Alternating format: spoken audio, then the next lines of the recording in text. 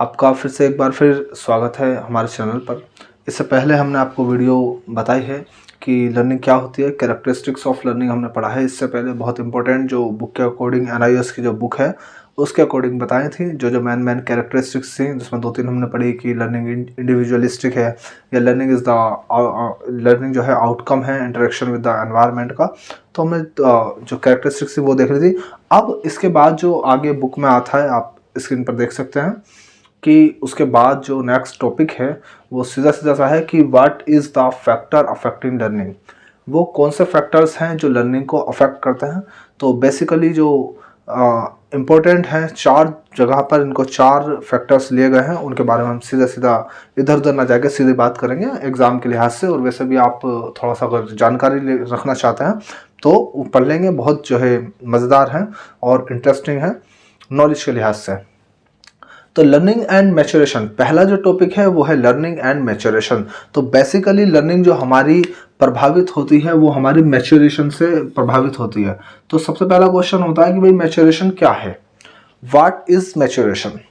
तो मैच्योरेशन एक हम बड़ा जनरल सा टर्म यूज़ करते हैं, भाई वो भी मैच्योर नहीं है, वह मैच्योर नहीं हुआ है, अभी मैच्योर होने में टाइम लगेगा। तो बस वही हम मैच्योर एक इन द सेंस हम यूज़ कर लेते हैं कि बंदा थोड़ा सा अडल्ट हो रहा है, थोड़ा समझदार हो रहा है, अडोलसेंस का जो पीरियड है, टीनेज का पीरियड है, उससे थोड़ा पार कर रहा है। तो थोड़ा सा प्रौढ़ हो रहा है व्यक्ति और जो है बढ़ रहा है कि हाँ जी समाज को समझ रहा है, ठीक है, अच्छे बुरे की समझ रख रहा है, तो उसको मैच्योरिटी या मैच्योर होना हम करते हैं।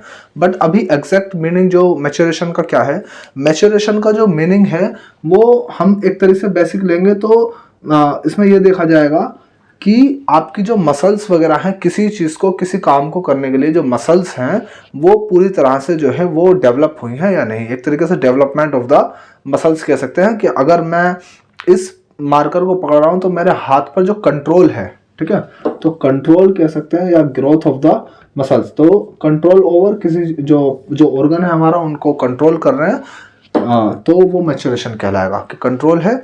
या फिर ग्रोथ से भी, इसका ग्रोथ से भी काफ़ी हद तक जुड़ा हुआ है मैच्योरेशन।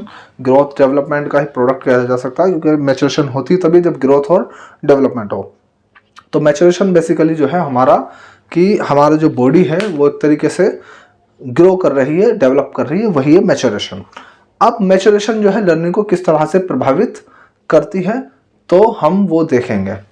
मैच्योरेशन में क्या है, बेसिकली मैच्योरेशन पहले तो सबसे पहले ये देखें कि अब मैच्योरेशन हमारी किससे संबंधित है। मैच्योरेशन 2 तरीके से देखी जा रही है। तो मूल रूप से जो मेनली जो ये देखी जा रही है अकॉर्डिंग टू द बुक, वो हेरिडिटी से, जो हमारा आनुवंशिक होता है, हेरिडिटी होता है, एनवायरनमेंट से कम इसको अफेक्टेड कहा गया है। इसको ज़्यादा जो क्लोजली रिलेटेड है, जो संबंधित है, रिलेटेड है, वो हेरिडिटी से है, हमारे हेरिडिटी से, हमारे आनुवंशिकी से। तो मैच्योरेशन थोड़ा सा क्लियर हो गया क्या और उनका फंक्शन, कि वो फंक्शन पे आपका कंट्रोल है कि नहीं और वो उसको आप प्रोसेस कर रहे हैं या नहीं। तो मैच्योरेशन लर्निंग को किस तरह से प्रभावित करती है, इसमें एग्जाम्पल के तौर पर अगर हम देखें तो एग्जाम्पल यह है कि अगर एक बच्चे को चलना सीखना है, ठीक है, तो चलना कब सीखेगा, जब उसका जो कंट्रोल होगा सर्टेन मसल ग्रुप्स पर, कंट्रोल हो, कंट्रोल ओवर सर्टेन मसल्स। भाई जो आपके लेग्स हैं उन पर कंट्रोल होना चाहिए, इतने वो मैच्योर हो जाए कि वो बच्चा जो है चलना सीख जाए। तो जब बच्चा चलना सीख जाएगा, वो उसकी जो मसल्स वगैरह हैं, लेग्स हैं, वो थोड़ा सा मैच्योर हो जाएंगे, तो ऑटोमेटिक वो जो है लर्निंग करना सीखेगा। तो इस तरह, अब यही एग्जांपल फिर उन्होंने दूसरा एग्जांपल बुक में इस तरह दिया गया है कि भाई जो उसको लिखना सीखना है तो उसको हाथ पे जो है थोड़ा सा कंट्रोल होना चाहिए, और इसी तरह गाने का। तो अब लर्निंग अगर हम देखें तो मैच्योरेशन तो हमें क्लियर पता चल गई कि भाई हमें जो है किसी सर्टेन मसल्स पर हमारा कंट्रोल है, तो वो मैच्योरेशन है। लेकिन लर्निंग क्या है, लर्निंग क्या है, वो दोनों चीज़ों का एक तरीके से प्रोडक्ट है। तो किस तरीके से प्रोडक्ट है कि आपको जो है मैच्योरेशन भी हो, आपके जो सर्टेन मसल्स हैं, सर्टेन फंक्शन है, हाथ पैर आंख नाक का, वो पूरी तरह से थोड़ा सा ग्रो कर चुके हो, डेवलप कर चुके हो, और साथ में इसके साथ आपको प्रैक्टिस भी चाहिए। उसको सीखने के लिए आपको सर्टेन प्रैक्टिस की भी ज़रूरत है। तो इन दोनों से जो है इस तरीके से जो लर्निंग है तो वो बेसिकली मैच्योरेशन चाहिए होगी, और उसके साथ साथ आपको प्रैक्टिस करना भी होगा। अब मान लीजिए 2 साल का बच्चा है, 6 महीने का बच्चा है, आप उसको चाह रहे हो कि वो 2 टेबल पढ़ना सीख जाए, 2 का पहाड़ा 2 का टेबल वो याद करना सीख जाए। अब 6 महीने के बच्चे को आप कितना भी कोशिश कर लो कि रटवाएं उसको, जो टेबल याद करवाएं, टेबल याद करें, भाई उसका अभी जो मैच्योरेशन वो उस लेवल पे नहीं पहुंचा है कि वो उसको जो है बोलना पढ़ना या सीख सके। सेकंड पॉइंट है रेडीनेस टू लर्न, कि बच्चा जो है रेडीनेस का मतलब क्या होता है, तत्परता है, तत्परता। तो रेडीनेस, रेडी होना चाहिए बच्चा उसको सीखने के लिए, किसी चीज़ को सीखने के लिए रेडी होना चाहिए। अब इसमें रेडीनेस किस तरह से, 2 तरीके से दिखाया गया है। नंबर 1 जो है साइको, यानी कि वो मेंटली रेडी हो, और दूसरा फिजिकल। तो बेसिकली भाई बच्चा जो है फिजिकल, शारीरिक रूप से किसी काम को करने के लिए तैयार हो, और साइकोलॉजिकल है भाई बंदा अपने किसी, अब और भी हैं दो एक पॉइंट और भी हैं, मतलब सोशल लेवल पे, सोशल तरीके से वो रेडी हो, इमोशनल तरीके से रेडी हो। अगर 2 जगह और इसको डिवाइड कर लें तो सोशली भी वो ठीक हो, और इमोशनल लेवल पे भी जो है वो रेडी हो किसी चीज़ को सीखने के लिए। अगर बच्चा इन्हीं चीज़ों में नहीं है, वो साइको अपने मानसिक तौर पर जो है फिट नहीं है, किसी चीज़ के तनाव में है, या वो ध्यान नहीं दे पा रहा है, उसका इंटरेस्ट नहीं है, तो वो रेडी नहीं है सीखने के लिए। कितना भी आप कोशिश करेंगे नहीं सीख पाएगा, अच्छी लर्निंग नहीं होगी। और सीधा है दूसरा पॉइंट है फिजिकल, कि भाई वो शारीरिक रूप से जो उसका जो है हेल्थ है, फिजिकल हेल्थ है, वो भी जो है बेहतर होनी चाहिए। तो रेडीनेस यही है बेसिकली, जो बच्चा सीखने के लिए रेडी हो, तैयार हो, उसका इंटरेस्ट हो। इंटरेस्ट कब तक नहीं होगा, जब तक अगर वो किसी तरीके से किसी टेंशन में ना हो, या वातावरण अच्छा ना हो जिस कारण वो जो अच्छा फील ना कर रहा हो। तो एक साइको के लेवल पे है, दूसरा फिजिकल लेवल पे है। फिजिकल यानी कि उसका शारीरिक रूप से, और सोशल और इमोशनल है, तो सामाजिक तौर पर और इमोशनल लेवल पे भी वो अच्छा होना चाहिए। अब इसका एक एग्जाम्पल के तौर पर यदि हम बात करें तो अगर बच्चा, मान लीजिए एक बच्चा चलने में प्रॉपर नहीं है, मतलब कोई चोट है या अभी चलना सही से नहीं सीखा है, और आप उसको रेस के लिए मोटिवेट कर रहे हैं, तो भाई जब तक बच्चा चलने के लिए तैयार नहीं है तो वो रेस कहाँ से करेगा। और सिंपल है, एक बच्चे को ऐड प्लस करना तो आता नहीं है, आप चाह रहे हैं भाई मल्टीप्लाई करना सीख जाए, तो रेडी कब होगा, जब उसको उससे जो या तो अब ये देखिए, ये जो चलना है ये फिजिकल पे आ गया, और ये जो उसको ऐड करना मल्टीप्लाई है, वो एक तरीके से नॉलेज पे आ गया, कि वो चीज़ उसको ज्ञान ही नहीं है। आप अब 3 साल के बच्चे को, 2 साल के बच्चे को, पहली क्लास के बच्चे को आप जो है अंतरिक्ष की बातें बताने की कोशिश करें, ग्रहों के बारे में बताने की कोशिश करें, तो कहीं ना कहीं उसके लिए ये चीज़ें बहुत डिफिकल्ट हो जाएंगी, क्योंकि वो भी दुनिया को ही नहीं समझ पाएगा कि हमारी दुनिया कितनी बड़ी है। तो वो इतने सारे जो है प्लैनेट्स और पूरा गैलेक्सी वगैरह है, उसको समझाना जो है बहुत मुश्किल हो जाएगा। तो रेडीनेस ऑफ टू लर्न क्या है, कि बच्चा रेडी होना चाहिए समझने के लिए, उसका इंटरेस्ट जो है होना चाहिए।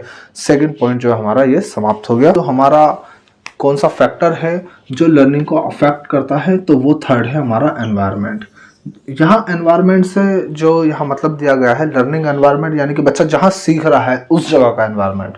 तो 2 सिचुएशंस इसमें दी गई हैं, सिचुएशन नंबर 1, सिचुएशन नंबर 2। एक तो उन्होंने बहुत वेल मैनेज्ड क्लासरूम है, बहुत अच्छा, जैसे हम कहीं बड़े बड़े स्कूलों में जाते हैं उस तरीके का क्लासरूम। और दूसरा एक थोड़ा सा जो ख़राब है, नॉट क्लीन्ड है, अच्छे से साफ़ सुथरा नहीं है, कलरफुल नहीं है, डेकोरेटेड नहीं है, ठीक है, नॉन डेकोरेटेड है। तो इस तरह का जो है दिया हुआ है। अब वेल मैनेज क्या है भाई, फ्लोरिंग बहुत अच्छी की हुई है, लाइटिंग बहुत अच्छी है, वॉल्स जो दीवारों का कलर है बहुत अच्छा है, बच्चों को टीएलएम जगह जगह अच्छे से लगे हुए हैं, वेंटिलेशन का हिसाब बहुत अच्छा है। तो जो एक एनवायरनमेंट है बच्चे का, वो यदि कंडक्टिव है, अच्छा है, सुगम है, कंडक्टिव टू लर्निंग, लर्निंग के अकॉर्डिंग है, लर्निंग के लिए अच्छा है, बेहतर है, कंडक्टिव है, तो वहाँ पे लर्निंग अच्छी होती है। और दूसरी सिचुएशन में जब दिखाया गया है कि भाई एक छोटा सा रूम है, प्रॉपर जगह नहीं है, स्पेस नहीं है, लाइट नहीं है, एयर नहीं है, प्रॉपर वेंटिलेशन का हिसाब नहीं है, तो वहाँ पर क्या है, बच्चे को जो है लर्निंग अच्छी नहीं हो पाएगी। तो हमने 3 देख लिए।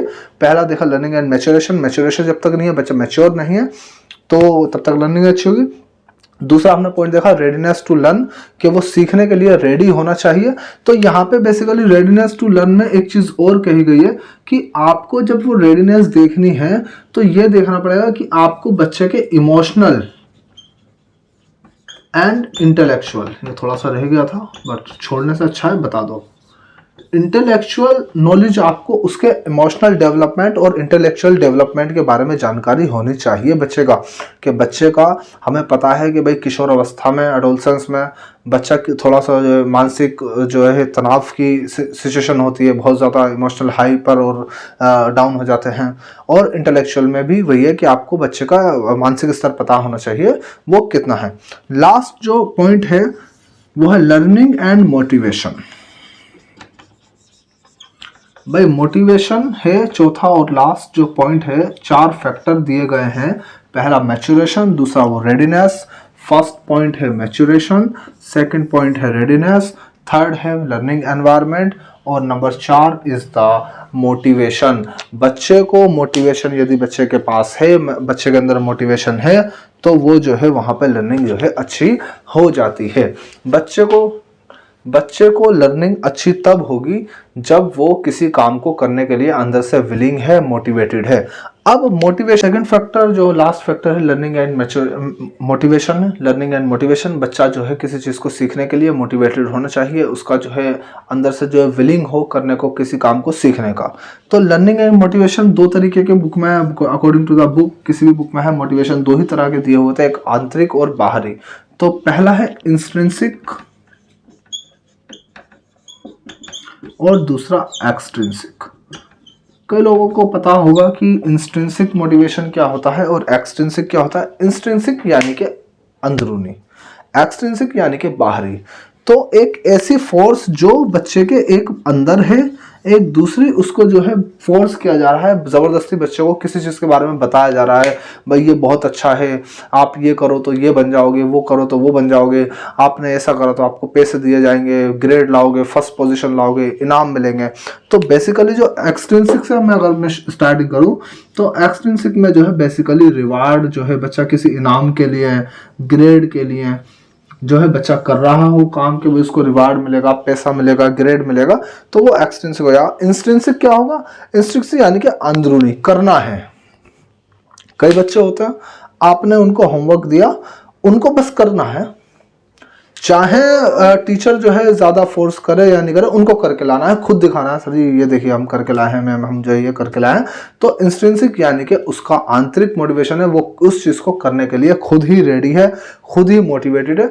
फॉर एग्जाम्पल, एक तो आपने टास्क दिया, दूसरा किसी बच्चे को किसी चीज़ में इंटरेस्ट है और वो खुद ही उस चीज़ को डेवलप कर रहा है, खुद ही जो है नई किसी चीज़ की खोज करने की कोशिश कर रहा है, या कोई जो इनोवेशन वो करके दिखा रहा है, तो वहाँ पे जो है इंस्ट्रिंसिक हो जाएगा। जहाँ पे जो है बच्चा किसी रिवार्ड, फियर या डर या प्रेज के लिए, तारीफ पाने के लिए, तारीफ, रिवार्ड, फियर या प्रेज, इन सब को फैक्टर्स को रखकर जब वो इन चीज़ों के लिए कर रहा हो तो वो एक्सट्रिंसिक है।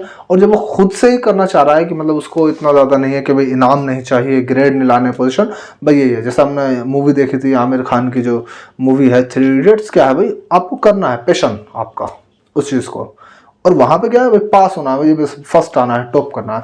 तो यह है, और जैसे भी मैं आपको अच्छे से समझा सकता था, कोशिश की है। आप ज़रूर बताइएगा वीडियो आपको कैसी लगी।